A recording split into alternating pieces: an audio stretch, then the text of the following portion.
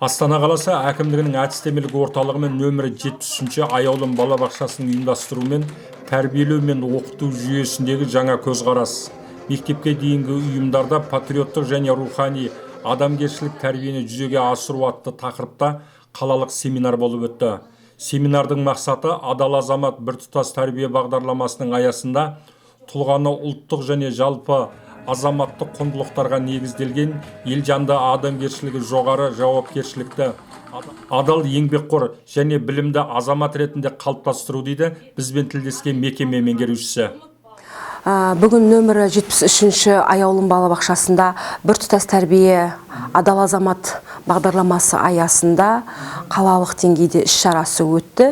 Мұның негізгі мақсаты тұлғаны жалпы адамзаттық құндылықтарға негізделген отансүйгіштікке, адамгершілікке, еңбексүйгіштікке және білімді азамат ретінде қалыптастыру. Нөмірі 73-ші балабақша ұжымы жігер өнеге самғау мектепалды тобының ұйымдастыруымен Арманшыл Қазақстан бойынша аманат домбыра сахналық қойылымын қойды. Кейін қазақ халқының ұлттық оркестрінің өнерін тамашалады.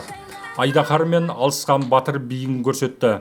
Тәуелсіздік елдің ұланы қорының өнерін тамашалады. Екінші тәуелсіз Қазақстан бойынша алтын адам бейнесі, ән ұраны менің Қазақстаным, сарыарқаны тану эмоциялық әлемі, жарқын сәулелер биі қойылды.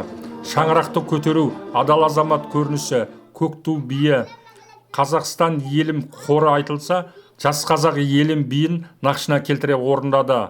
Жаңа Қазақстан бойынша жасанды интеллекттің дауысы, Қазақстан елім қоры айтылды. Роботтар биі, ұландар ән айтылды.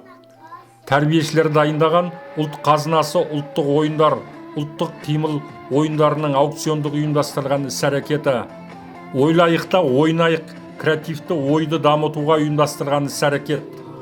Ойнап өспеген бала ойлап өспейді. Ұйымдастырылған іс-әрекет.